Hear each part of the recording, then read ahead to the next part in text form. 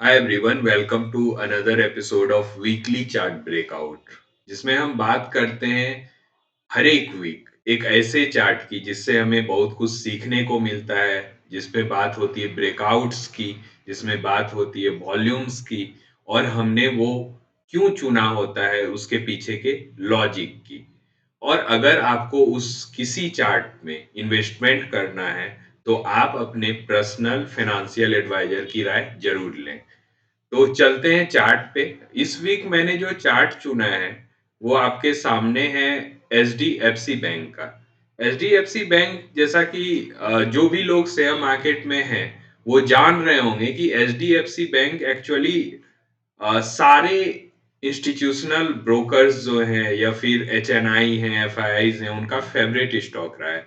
Favourite stock रहने का कारण है कि बैंक अच्छी है, इसकी एसेस क्वालिटी भी अच्छी है और इनका परजेंस अब ग्लोबली हो गया है और इंडिया की बड़ी बैंक है। तो ये सारे रीजंस मिलाकर एचडीएफसी को एक अच्छा बैंक बनाती है। तो हमने इसको वीकली चार्ट के ब्रेकआउट पे क्यों चुना है, इसके रीजंस पे बात करते हैं, इसके लॉजिक पे बात करते हैं। आइए। तो आपके सामने जो चार्ट खुला हुआ है उसमें मैंने लाइंस ड्रॉ करके रखी है।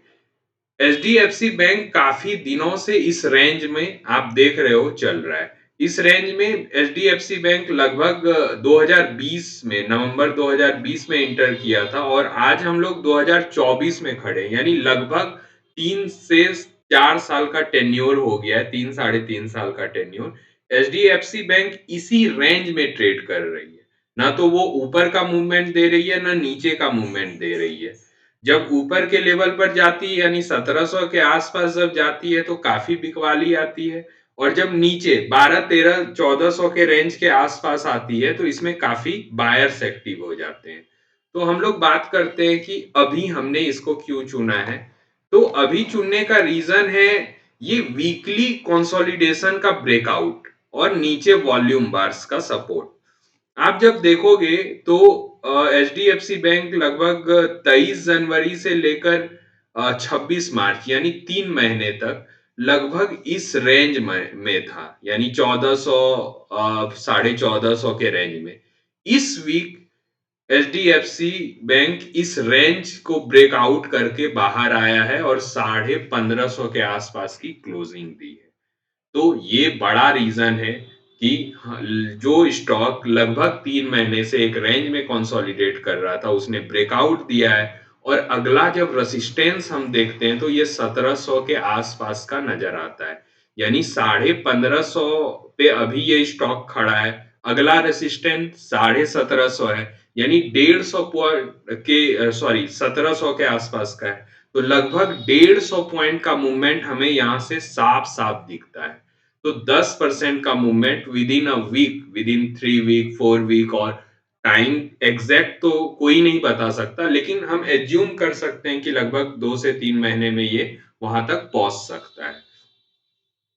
तो नीचे वॉल्यूम्स का सपोर्ट, यहाँ पे वीकली चार्ट पे ब्रेकआउट और अगला रेसिस्टेंस का 1700 पे होना, ये सारे सरकमस्टांसेस हमें इस चार्ट की तरफ अट्रैक्ट करते हैं। और मेरे ख्याल से ये आने वाले दिनों में 1700 के लेवल को भी ब्रेक करेगा, और जब भी ये 1700 के लेवल को ब्रेक करेगा तो उसके बाद हम लोग इस पे और ज्यादा कंफर्म हो जाएंगे कि ये रैली बहुत लंबी चलने वाली है। लेकिन जब ये 1700 तक जाए तो हम लोग कोशिश करेंगे कि उस रेसिस्टेंस पर इसका क्या मूवमेंट होता है उस हिसाब से फैसला बनाने की।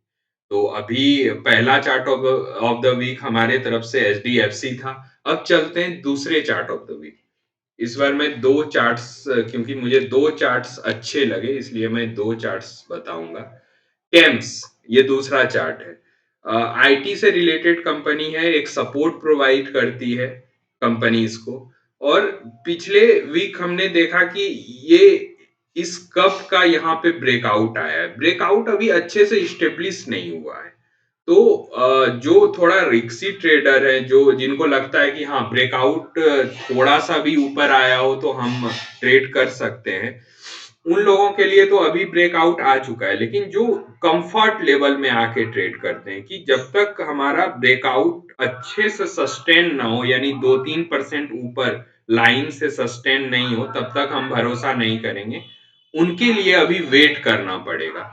और जब हम कैम्स पे अगला टारगेट देखते हैं तो वो टारगेट 3743 यानी 37 साढ़े 3700 के आसपास का आता है, जो लगभग 20% का मूवमेंट दिखाता है हमें। तो ये इस वीक के दो चार्ट्स थे मेरे तरफ से, और मिलते हैं अगले चार्ट ऑफ द वीक में इसी तरह के चार्ट से, जिसमें बहुत कुछ सीखने को मिले, ब्रेकआउट्स के बारे में जाने, वॉल्यूम्स के बारे में जाने और चीजों को सीखते रहे। तब तक के लिए बाय।